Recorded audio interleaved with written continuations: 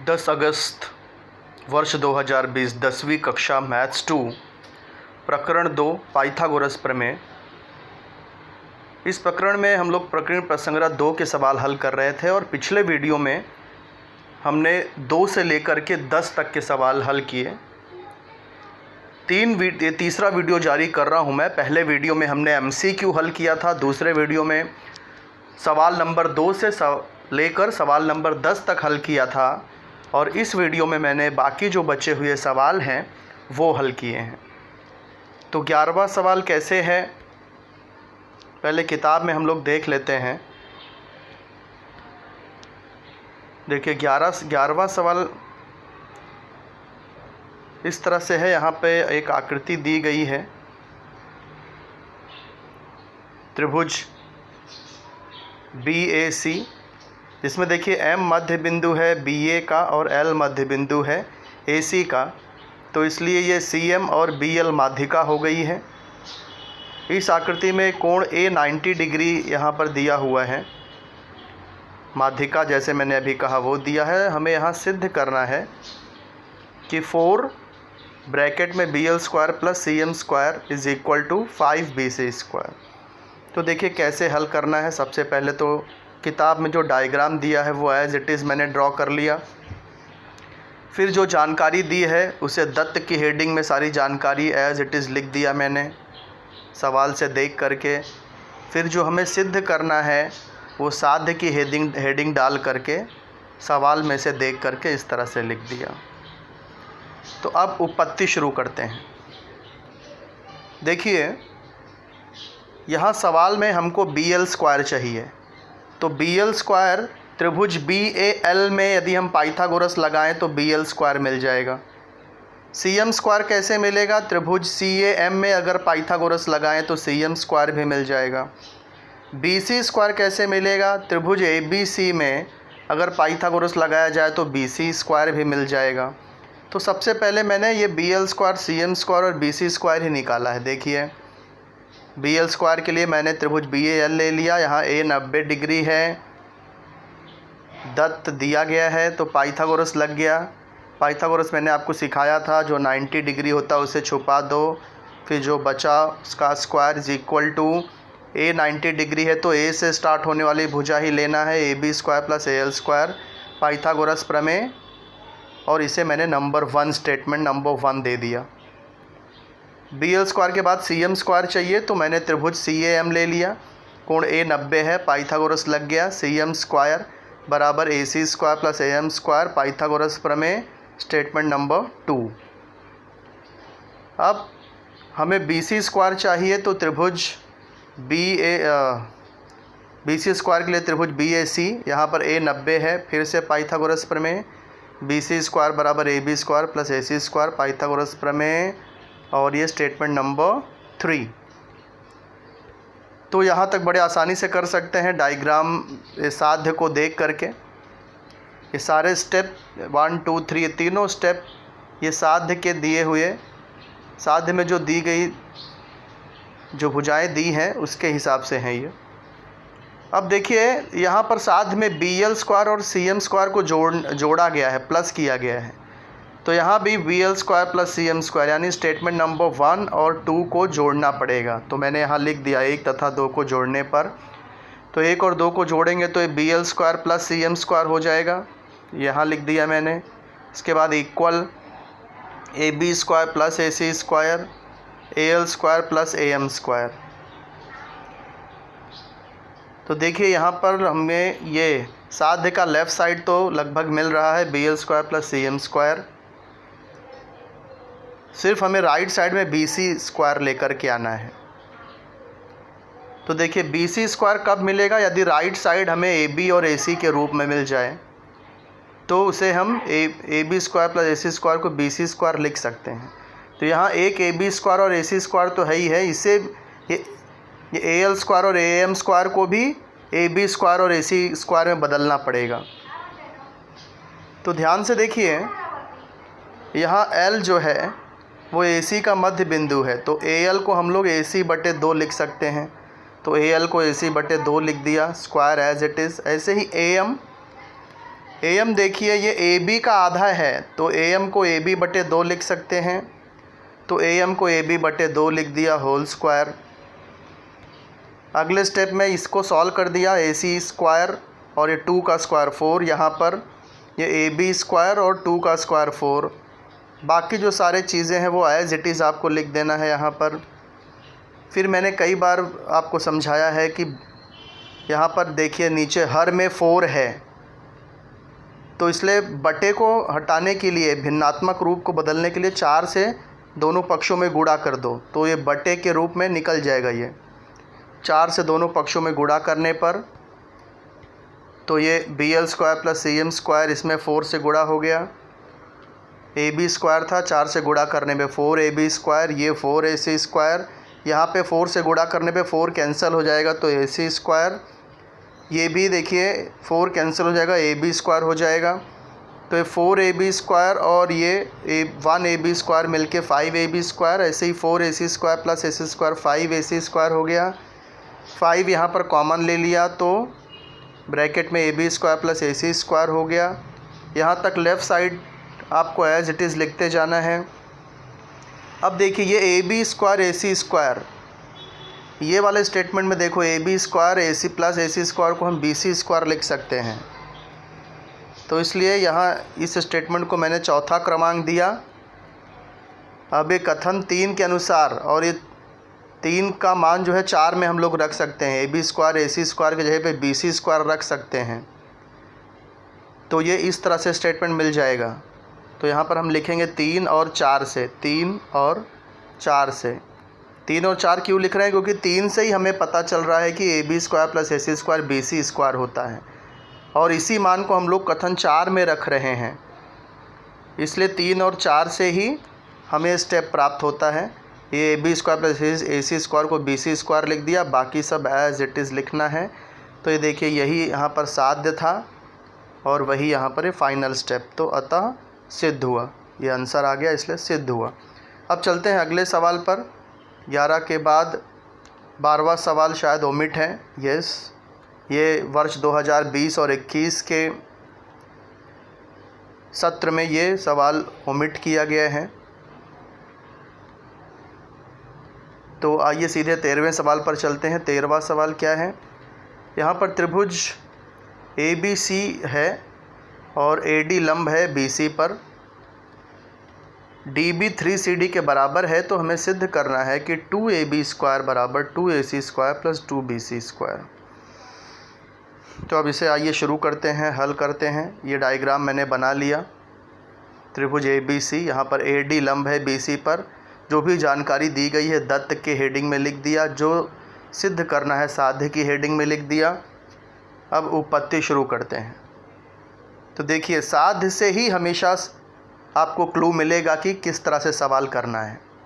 यहाँ पर देखिए हमें AB स्क्वायर लेकर के आना है, तो त्रिभुज ADB में देखिए D 90 डिग्री है, पाइथागोरस लगा देंगे तो AB स्क्वायर मिल जाएगा। ऐसी AC स्क्वायर कैसे मिलेगा? त्रिभुज ADC में देखिए D 90 है, पाइथागोरस लगाएंगे तो AC स्क्वायर मिल जाएगा। तो ये एटलीस्ट ये 2 हम लेकर के आ सकते हैं। BC स्क्वायर यहाँ निकालना, डायरेक्ट निकालना संभव नहीं है, क्योंकि त्रिभुज BAC में A 90 डिग्री तो है नहीं, तो इसलिए BC स्क्वायर हम नहीं मिलेगा यहाँ। तो ये 2 हम लोग निकाल सकते हैं। तो AB स्क्वायर लाने के लिए त्रिभुज ADB मैंने ले लिया, जहाँ D 90 है, पाइथागोरस लगाएंगे तो ये AB स्क्वायर बराबर AD square plus DB square हो जाएगा। स्टेटमेंट नंबर 1, ये फार्मूला कौन सा है? पाइथागोरस प्रमेय है। इसी प्रकार AC स्क्वायर अब लाना है तो मुझे त्रिभुज ADC लेना पड़ेगा, जहाँ D 90 है, त्रिभुज ADC में D 90 है, पाइथागोरस लगा दिया तो AC स्क्वायर बराबर AD square plus DC square. Number 2 second statement Pythagoras प्रमेय से आया है ये। अब देखिए यहाँ पर ये AB स्क्वायर और AC स्क्वायर, ये दोनों इक्वल के लेफ़्ट और राइट साइड में है, विपरीत दिशा में है। अगर हम इन्हें एक साथ लिखें तो ये माइनस हो जाएगा। अगर AC स्क्वायर को मैं यहाँ शिफ्ट करूँ तो माइनस हो जाएगा, यानी AB square minus AC square हो रहा है। तो इसीलिए यहाँ पर ये स्टेटमेंट नंबर 1 और 2 को हमें माइनस करना पड़ेगा, तभी हमें AB square minus AC square मिलेगा। तो मैंने यहाँ पर कथन 1 में से कथन 2 को घटा दिया है। तो कैसे घटाना है, देखिए A B square minus A C square, ये मैंने यहाँ लिख दिया। इसके बाद equal as it is A D square minus A D square cancel हो जाएगा ये। इसके बाद D B square minus D C square, तो ये D B square minus D C square. इसे स्टेटमेंट नंबर 3 दे दीजिए। अब देखिए हमें साध्य में ए बी और ए सी तो मिल गया है, केवल बी सी लाना है, यानी डी बी और डी सी को बी सी में कन्वर्ट करना पड़ेगा। तो अब देखिए आगे का यहाँ तक हम थोड़ा सा इसको नंबर 3 दे करके दूसरा पार्ट शुरू करते हैं सवाल का कि डी बी और डी सी को हमें बी सी में कैसे कन्वर्ट करना है। तो उसके लिए एक अलग पार्ट है, देखिए कैसे है। देखो डी बी बराबर 3 सी डी दिया हुआ है, डी बी बराबर 3 डी सी दत्त दिया है। तो डी सी को यदि हम x मान लें, डी सी को x मान लें तो डी बी 3x हो जाएगा। डी सी को x अगर मान ले तो डी बी बराबर 3x हो जाएगा। तो डी सी को x माना, डी बी 3x हो गया। अब आकृति में अगर देखें तो सी डी और बी एक रेखी है, सी डी और बी एक रेखी है। यहाँ पर हमने डी सी को x माना है और डी बी 3x आ रहा है, तो ये बी सी क्या हो जाएगा, 3x प्लस x 4x हो जाएगा। तो वहीं पर मैंने यहाँ पे हल किया है, C dash D dash B है तो बी सी बराबर D C plus D B. D C हमने x माना है, डी बी 3x है तो बी सी 4x आ गया। अब ये जो हम यहाँ पर रुके थे स्टेटमेंट नंबर 3 डाल करके, तो यहाँ डी बी और डी सी का मान हम x के रूप में लिख सकते हैं। तो देखिए डी बी के जगह पे 3x, क्योंकि डी बी यहाँ 3x आ रहा है। डी सी को हमने x माना है तो डी सी की जगह पे x आ गया। लेफ़्ट साइड आपको एज इट इज़ लिखना है। 3x का होल स्क्वायर 9x स्क्वायर और ये x स्क्वायर 8x स्क्वायर हो गया है। अब इसके बाद ज़रा ध्यान से देखिए, हमें जो सिद्ध करना है वहाँ 2ab स्क्वायर चाहिए, जबकि यहाँ ab स्क्वायर है सिर्फ। तो इसलिए 2ab स्क्वायर लाने के लिए 2 से सभी पक्षों में गुणा कर देंगे। तो 2 से दोनों पक्षों में गुणा करने पर 2ab square 2ac square 8x square में भी 2 से गुणा हो गया। तो 2ab स्क्वायर 2ac स्क्वायर और ये 2 अट्ठे 16x स्क्वायर हो गया। 16x स्क्वायर को हम लोग 4x का होल स्क्वायर लिख सकते हैं। अब ये 4x देखिए, 4x bc के बराबर है। स्टेटमेंट नंबर 6 में देखिए, स्टेटमेंट नंबर 6 में 4x को bc लिख सकते हैं। तो इसलिए 4x को bc लिख दिया। कहाँ से लिख दिया, कथन 6 से 4x का मान bc डाला 7 में। स्टेटमेंट नंबर 7 में 4x यहीं पे bc लिख रहे हैं, तो इसलिए 6 और 7 से सिर्फ 4x यहीं पे bc लिख दिया, बाकी सब वैसे ही लिखना है।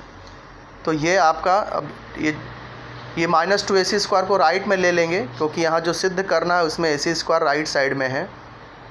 तो ये -2ac स्क्वायर राइट साइड में जाके +2ac स्क्वायर हो गया और +bc स्क्वायर पहले से ही राइट में है। तो ये 13वां सवाल भी सिद्ध होता है। अब देखते हैं 14वां सवाल क्या है, 14th वन। 14वां सवाल है, किसी समद्विबाहु त्रिभुज में, समद्विबाहु त्रिभुज यानी जिस त्रिभुज की 2 भुजाएं सर्वांगसम हों, उसमें सर्वांगसम भुजाओं की लंबाई 13 सेमी है तथा आधार की लंबाई 10 सेमी है। तो उस त्रिभुज के माध्यिकाओं के संगमन बिंदु से आधार के सम्मुख शीर्ष बिंदु तक की दूरी ज्ञात कीजिए। तो देखिए सबसे पहले तो आपको यहाँ आकृति बनानी है, समद्विबाहु त्रिभुज बनाने हैं, माध्यिका चाहिए, संगमन बिंदु माध्यिकाओं का चाहिए। तो आकृति देखिए कैसे बनेगी। ये देखिए त्रिभुज ABC समद्विबाहु त्रिभुज है, जहाँ AB और AC सर्वांगसम भुजाएं हैं जिनके माप 13 सेमी हैं। आधार BC की लंबाई 10 सेमी दिया गया है। फिर माध्यिका के संगमन बिंदु के लिए माध्यिका मैंने खींचा है BP, CQ, ये CQ और ये AR, 3 माध्यिका खींची है। माध्यिकाओं के संगमन बिंदु को G अक्षर द्वारा दर्शाया जाता है, तो ये G अक्षर से दर्शा दिया मैंने। अब सवाल क्या पूछा है कि ये जो माध्यिकाओं का संगमन बिंदु G है और आधार का सम्मुख शीर्ष बिंदु, आधार का सम्मुख शीर्ष बिंदु क्या है, A है। तो ये आधार का सम्मुख शीर्ष बिंदु ए और माध्यिका का संगमन बिंदु जी, इसकी दूरी ज्ञात करना है, यानी हमें AG ज्ञात करना है। तो AG कैसे ज्ञात होगा? यदि हमें ये माध्यिका AR मिल जाए तो AG मिल जाएगा। कैसे मिल जाएगा? देखिए, माध्यिका में जो संगमन बिंदु होता है उसमें जो छोटा वाला जो पार्ट है, जो RG है, वो पूरी माध्यिका का 1/3 होता है, यानी 1/3 होता है। 1/3 मतलब जैसे कि अगर ये 6 है, पूरी माध्यिका 6 है, तो 3 से भाग दे दीजिए, जितना आंसर आएगा वो RG होगा। AR में 3 से भाग दे देंगे तो RG मिल जाएगा, और RG का अगर डबल कर देंगे तो AG मिल जाएगा। तो अगर हमें AR मिल जाए तो उसमें 3 से भाग दे देंगे, RG मिल जाएगा, उसका डबल कर देंगे तो AG मिल जाएगा। तो ये AR कैसे मिलेगा? AR देखो, त्रिभुज ARB में ये R 90 डिग्री है, क्योंकि समद्विबाहु त्रिभुज में आधार की जो माध्यिका होती है वो आधार का शीर्ष लंब भी होता है। तो यहाँ R 90 डिग्री है और यहाँ आधार 10 है, तो ये RB 5 हो जाएगा। ये AB 13 दिया ही है, तो पाइथागोरस यदि लगाएंगे तो AR मिल जाएगा। फिर उसमें 3 से भाग दे देंगे, RG मिल जाएगा, उसमें 2 से गुणा कर देंगे तो AG मिल जाएगा। तो देखिए कैसे शुरू करते हैं। पहले तो डायग्राम मैंने बना लिया, जो जानकारी दी है उसे दर्शा दिया है मैंने आकृति में। फिर इसी जानकारी को दत्त के हेडिंग डाल करके सब एज इट इज़ लिख देना है। फिर ज्ञात करना है AG की लंबाई। अब शुरू करते हैं हल। यहाँ AR माध्यिका है तो AR BC पर लंब भी होगा, क्योंकि समद्विबाहु त्रिभुज का ये गुणधर्म है कि आधार की माध्यिका आधार पर लंब होती है। और यहाँ BR और RC, चूँकि R मध्य बिंदु है माध्यिका होने के कारण, तो BR और RC BC का आधा होगा, तो 5 और 5 हो गया। अब त्रिभुज ARC लो या ARB लो, दोनों में से कोई भी ट्रायंगल ले सकते हैं। तो यहाँ त्रिभुज ARC मैंने लिया है। ARC में कोण R 90 है, क्योंकि AR लंब है BC पर, इसलिए पाइथागोरस लग जाएगा। R 90 है तो इसलिए AC स्क्वायर बराबर AR square plus RC square. RC का मान और AC का मान हमने डाल दिया, स्क्वायर कर दिया, 169 राइट साइड में शिफ्ट किया। माइनस करने पे AR स्क्वायर 144 आ गया। वर्गमूल ले लेंगे तो AR 12 आ जाएगा। अब केंद्रों के गुणधर्म के अनुसार ये जो AG है, AG क्या है? AG देखिए बड़ा वाला पार्ट है, माध्यिका का बड़ा वाला पार्ट है। तो जो माध्यिका का जो बड़ा पार्ट होता है वो छोटे वाले का हमेशा डबल होता है, तो AG RG का 2 गुना होगा। वही मैंने यहाँ लिखा, AG RG का 2 गुना होगा। और ये जो छोटा वाला पार्ट है GR, ये जो छोटा वाला पार्ट होता है RG, ये माध्यिका बटे 3 होता है, यानी ये जो RG होगा वो AR बटे 3 हो जाएगा। तो मैंने GR को यहाँ पर AR बटे 3 लिख दिया, AG ऐसे का ऐसे लिख दिया, 2 वैसे का वैसे, GR की जगह पे AR बटे 3। अब AR हमने 12 निकाला है तो AR की जगह पे 12 आ गया। 12 में 3 से भाग देंगे 4 आ जाएगा, और 2 चौक 8, तो AG का मान मिल गया 8। तो ये आंसर आ गया। ये G आपका माध्यिका का संगमन बिंदु है और A आधार का सम्मुख शीर्ष बिंदु है। तो AG ये संगमन बिंदु और आधार के सम्मुख शीर्ष बिंदु के बीच की दूरी है 8 सेंटीमीटर। अब आते हैं 15वें सवाल पर। 15वें सवाल में देखिए यहाँ पर एक समलंब चतुर्भुज बना गया है ABCD, जिसमें DA और DC 15 दिया गया है। AB की लंबाई 25 है। यहाँ BD और DA एक दूसरे पर लंब हैं, ऐसे ही AC और CB भी एक दूसरे पर लंब हैं। समलंब चतुर्भुज में DC और AB तो समांतर होते ही हैं। तो ये सारी जानकारी सवाल में दी गई है। हमें चतुर्भुज ABCD का क्षेत्रफल ज्ञात करना है। तो समलंब चतुर्भुज का क्षेत्रफल होता क्या है? 1/2 समांतर भुजाओं की लंबाइयों का योगफल गुणे ऊंचाई। तो यहाँ पर देखिए समांतर भुजाओं में एक ही भुजा पता है, दूसरे भुजा की लंबाई नहीं पता है और ऊंचाई भी नहीं पता है। तो जब तक हमें दोनों समांतर भुजाओं की लंबाई और ऊंचाई नहीं मालूम पड़ेगी, हम इस चतुर्भुज का क्षेत्रफल नहीं ज्ञात कर सकेंगे। तो इसके लिए हमें करना क्या होगा? देखिए ऊंचाई के लिए अगर मैं यहाँ से लंब खींच दूँ AB पर तो ये ऊंचाई हो जाएगी। तो मैंने देखिए यहाँ पर वही काम किया है, यहाँ से एक लंब खींच दिया है DP लंब, AB खींच दिया है, तो ये ऊंचाई हो गई। इस तरफ भी मैंने ऐसे ही किया है, CQ लंब AB खींच दिया है। तो अब इसको कैसे हम लोग कर सकते हैं? देखिए त्रिभुज ADB में D 90 है, DA की लंबाई और AB की लंबाई पता है। यदि हम पाइथागोरस लगा लें तो DB भी मिल जाएगा। तो अब देखिए यहाँ पर आधार और ऊंचाई पता है, तो इस त्रिभुज का क्षेत्रफल मिल जाएगा।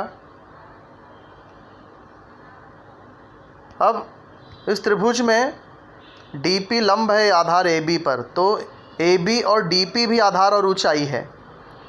तो इसलिए त्रिभुज ADB का क्षेत्रफल का एक और सूत्र आ जाएगा, 1/2 AB गुणे DP। अब क्षेत्रफल पता है, आधार का मान पता है, तो ऊंचाई DP भी मिल जाएगी। ऊंचाई DP मिल जाएगी। फिर ये त्रिभुज में पाइथागोरस लगा देंगे तो AP मिल जाएगा। AP के बराबर ही QP का भी मान मिल जाएगा। फिर 25 में से AP और QB माइनस कर देंगे तो PQ मिल जाएगा। और ये देखिए ये एक आयत है। क्यों आयत है? क्योंकि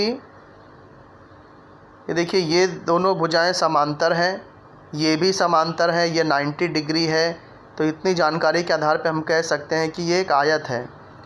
तो आयत है तो PQ का जो मान होगा वो DC का भी मान होगा। तो इस तरह से दोनों समांतर भुजाओं की लंबाई मिल जाएगी और ऊंचाई मिल जाएगी। फिर समलंब चतुर्भुज के क्षेत्रफल का सूत्र लगाकर हम इसका क्षेत्रफल भी ज्ञात कर सकते हैं। तो इस तरह से हल करना है। अब देखते हैं लिखते कैसे हैं इसको। तो सारी जानकारी लिख दिया, जो ज्ञात करना है वो मैंने लिख दिया। अब ऊंचाई ज्ञात करने के लिए लंब खींचना ज़रूरी है, इसलिए DP तथा CQ लंब AB खींचा, ये रचना में लिख दिया। अब हल में क्या करेंगे? सबसे पहले त्रिभुज ADB में पाइथागोरस लगा देंगे। त्रिभुज ADB में D 90 है तो पाइथागोरस लग गया। AB और DA का मान डालने पे DB स्क्वायर मिला, वर्गमूल लेने पे DB मिल गया। अब एरिया ऑफ ट्रायंगल ADB देखिए, area of triangle ADB, area of triangle ABD, त्रिभुज का क्षेत्रफल 1/2 आधार गुणे ऊंचाई होता है। तो यहाँ देखिए आधार AD और ऊंचाई DB है। उसी प्रकार इसी त्रिभुज में आधार AB और आधार DP भी है। तो ये त्रिभुज के क्षेत्रफल में दो तरीके से सूत्र लिखा जा सकता है। Area of triangle ADB is equal to half AD into DB। अब एक और आधार ऊंचाई है तो हम लोग 1/2 AB इंटू DP भी लिख सकते हैं, क्योंकि AD और DB भी आधार ऊंचाई है, AB और DP दो ये भी आधार ऊंचाई है। तो इस ट्रायंगल को हम लोग ये दोनों सूत्र से लिख सकते हैं। तो ये दोनों बराबर हैं। यहाँ AD DB का मान डाल दिया, AB का मान डाल दिया, DP का मान नहीं पता है तो एज इट इज़ लिख दिया। हाफ हाफ कैंसिल हो जाएगा, 15 गुणे 20 300 हो गया। 25 DP एज इट इज़, 25 को वहाँ शिफ्ट करेंगे भाग हो जाएगा और DP बराबर 12 मिल जाएगा। तो ये ऊंचाई हमें मिल गई DP 12। अब ट्रायंगल DPA ले लेंगे, क्योंकि इसमें दो भुजा पता है तो पाइथागोरस से हमें AP भी मिल जाएगा। त्रिभुज DPA में DP 90 डिग्री है रचना से, तो पाइथागोरस लग गया। P 90 होने पाइथागोरस मान डाल दिया है यहाँ पर DA DP का, वर्ग करके उसको एक साइड में शिफ्ट कर दिया। वर्गमूल लेने पर PA 9 आ गया। देखिए PA 9 आ गया। जिस प्रकार PA 9 आया है उसी प्रकार त्रिभुज CQB में QB भी 9 हो जाएगा। तो वही मैंने यहाँ लिखा, इसी प्रकार त्रिभुज CQB में QB भी 9 हो जाएगा। इसके बाद अब हमें पी क्यू निकालना है। तो कैसे निकलेगा पी क्यू? देखिए यहाँ A P plus P Q plus Q B बराबर ए बी हम लिख सकते हैं, क्योंकि A dash P dash Q dash B है। वही मैंने यहाँ पर लिखा, देखिए A P plus P Q plus Q B बराबर ए बी, कारण P A dash P dash Q dash B. फिर ए पी और क्यू बी और ए बी तीनों का मान मैंने डाल दिया है यहाँ पर। फिर 9 और 9 18, 18 राइट साइड में ले लिया, माइनस हो गया। पी क्यू यहाँ 7 हो गया, तो यहाँ पी क्यू 7 हो गया। अब ये जो चतुर्भुज है ये एक आयत है, तो पी क्यू 7 है तो डी सी भी 7 हो जाएगा। तो ये अगला स्टेप देखिए, चतुर्भुज डी पी क्यू सी एक आयत है और डी सी पी क्यू के बराबर होगा, परंतु पी क्यू 7 है इसलिए डी सी भी 7 हो जाएगा। अब समलंब चतुर्भुज का क्षेत्रफल हम लगा सकते हैं, क्योंकि हमें समांतर जो भुजाएं हैं उनकी लंबाइयाँ भी मालूम पड़ गई है और ऊंचाई भी मालूम पड़ गई। तो समलंब चतुर्भुज का क्षेत्रफल होता है 1/2 गुणे समांतर भुजाओं का योगफल गुणे ऊंचाई। तो 1/2 समांतर भुजाएं आपकी ए बी और डी सी हैं, तो A B plus D C, ऊंचाई डी पी हो गई। ए बी डी सी और डी पी का मान डाल दिया, 25 7 32 गुणे 12। अब 32 का हाफ करेंगे तो 16 हो जाएगा, 16 गुणे 12 192 वर्ग सेमी। तो इस समांतर चतुर्भुज ए बी सी डी का क्षेत्रफल बराबर 192 वर्ग इकाई। चूँकि हमें माप सेंटीमीटर या मीटर कोई इकाई में नहीं दिया था, तो इसे वर्ग इकाई लिख सकते हैं। वर्ग सेमी में दिया होता तो वर्ग सेमी लिख देते हैं, मीटर में दिया होता भुजाओं का माप तो वर्ग मीटर लिखते हैं। तो अब आते हैं 16वें सवाल पर। 16वां सवाल ये आखिरी सवाल होगा, क्योंकि 17 और 18 ओमिट हैं। 16वां सवाल क्या है, देखिए ये एक समबाहु त्रिभुज है। त्रिभुज पी क्यू आर एक समबाहु त्रिभुज है, यानी सब भुजाएं बराबर हैं। इसमें पी टी लंब है क्यू आर पर, और बिंदु एस क्यू आर पर इस तरह से है कि ये जो क्यू एस है ये क्यू आर का 1/3 है, 1/3 क्यू आर है। तो हमें 9 पी एस स्क्वायर बराबर 7 पी क्यू स्क्वायर ये सिद्ध करना है। तो हमें संबंध किस में चाहिए? पी एस और पी क्यू में संबंध ज्ञात करना है। पी एस और पी क्यू में संबंध ज्ञात करना है। तो देखिए आइए शुरू करते हैं। कैसे करेंगे? सबसे पहले तो मैंने डायग्राम बना लिया है। त्रिभुज पी क्यू आर समबाहु त्रिभुज है, क्यू एस 1/3 क्यू आर है, दोनों जानकारी मैंने यहाँ लिख दिया। हमें 9 पी एस स्क्वायर बराबर 7 पी क्यू स्क्वायर सिद्ध करना है। पी एस स्क्वायर देखिए कहाँ मिलेगा? त्रिभुज पी टी एस में मिलेगा, क्योंकि टी 90 है तो यहाँ पी एस स्क्वायर मिल जाएगा। तो मैंने पी एस स्क्वायर लाने के लिए त्रिभुज पी टी एस ले लिया। यहाँ टी 90 है तो पाइथागोरस से पी एस स्क्वायर बराबर P T square plus S T square हो गया। नंबर 1 पाइथागोरस प्रमेय। अब हमें पी क्यू स्क्वायर चाहिए, तो पी क्यू कैसे मिलेगा? त्रिभुज पी टी क्यू में मिल जाएगा, टी 90 है तो पी टी क्यू में टी 90 है, पाइथागोरस लगा दिया तो ये पी क्यू स्क्वायर भी मिल गया। अब देखिए पी एस और पी क्यू लेफ़्ट और राइट साइड में है, तो ये एक तरफ लेंगे तो माइनस हो जाएगा ये, इसलिए हमें यहाँ भी माइनस करना पड़ेगा पी एस और पी क्यू में। तो कथन 1 और कथन 2 को माइनस करने पर तो P S square minus P Q square, P T square minus P T square cancel हो जाएगा, तो राइट साइड में S T square minus Q T square बचेगा। S T square minus Q T square. तो देखिए यहाँ P S और P Q मिल गया है, सिर्फ ये राइट साइड को भी हमें पी क्यू में कन्वर्ट करना पड़ेगा, क्योंकि हमें जो सिद्ध करना है उसमें सिर्फ पी एस और पी क्यू है। तो यहाँ देखिए पी एस और पी क्यू ये तो मिल रहा है, लेकिन ये एस टी और क्यू टी ये हमें नहीं चाहिए, तो इसके जगह पे भी हमें पी क्यू लाना पड़ेगा। इस सब को पी क्यू में बदलना पड़ेगा। तो कैसे करेंगे? देखिए ये जो क्यू टी है इसे तो हम आराम से पी क्यू में बदल सकते हैं, क्योंकि जो शीर्ष लंब होता है समबाहु त्रिभुज में, जो शीर्ष लंब होता है वो माध्यिका भी होती है। तो क्यू टी को हम लोग क्यू आर का आधा लिख सकते हैं और क्यू आर को हम लोग पी क्यू भी लिख सकते हैं, क्योंकि P Q Q R P R सब बराबर ही है। तो क्यू टी को हम लोग क्यू आर में बदल सकते हैं, क्योंकि क्यू टी क्यू आर का आधा है। रही बात ये ST को हमें कैसे कन्वर्ट करेंगे, तो देखिए ST, ये जो ST है ये QT माइनस QS लिख सकते हैं, QT माइनस QS। ST के स्थान पर हम लोग QT माइनस QS लिख सकते हैं। QT में से अगर QS को माइनस कर दें तो ST ही बचेगा, तो इसलिए ST की जगह पे QT माइनस QS लिख सकते हैं। उसके बाद QT को हम लोग PR में PQ में बदल सकते हैं, QS को भी PQ में बदल देंगे। तो सबसे पहले तो जो ST है उसे QT माइनस QS कर देते हैं। तो ST को मैंने QT माइनस QS कर दिया, बाकी सारी चीज़ें आपको वैसे का वैसे ही लिख देना है।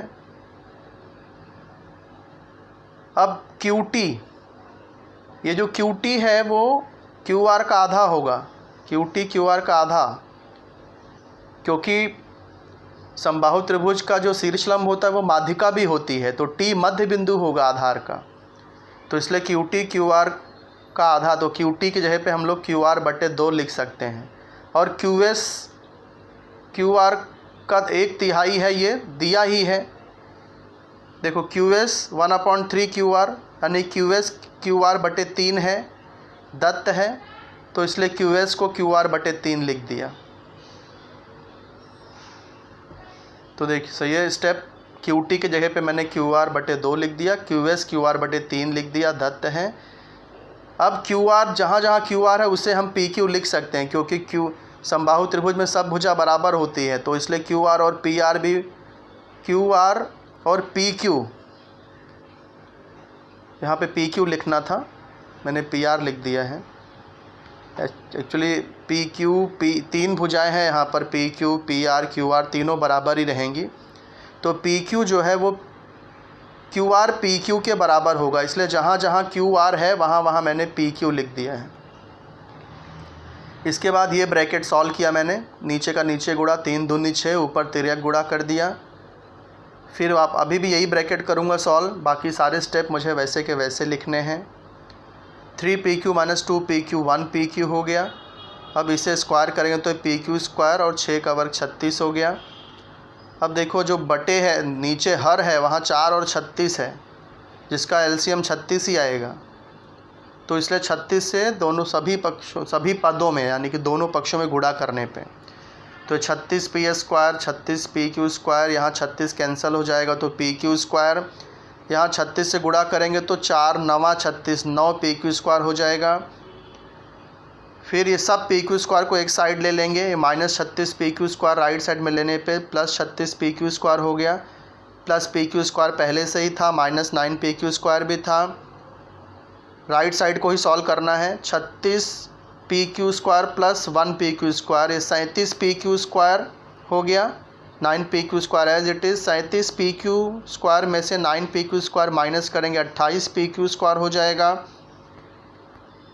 अब देखिए ये दोनों 4 से कट रहे हैं, या आप ऐसे भी देख सकते हैं कि हमें यहाँ 9 लाना है, 9PS, जबकि यहाँ 36PS स्क्वायर आ रहा है। तो यदि हम 4 से भाग दे दें तो इधर 9 हो जाएगा, 4 9 36, तो 4 से दोनों तरफ भाग दे देंगे तो ये 4 9 36 हो जाएगा, 4 7 28 हो जाएगा। तो इधर 9 और इधर 7 आ गया, और इस तरह से जो सिद्ध करना था वो मिल गया है। तो ये मैंने प्रकीर्ण संग्रह 2 के जो तीसरे वीडियो में जो बचे हुए सवाल थे वो उसकी मैंने चर्चा की है। यदि कोई भी चीज़ ना समझ में आई हो तो आप मुझे संपर्क कर सकते हैं, मैं आपको फिर से और अच्छे से समझाने का प्रयास करूंगा। तो यदि ये सब चीज़ें आपको अच्छे समझ में आ गई हो तो इसे आप अपने नोटबुक में व्यवस्थित हल करिए, और अगले वीडियो में हम लोग मिलेंगे मैथ्स 1 के अगले चैप्टर के साथ। धन्यवाद।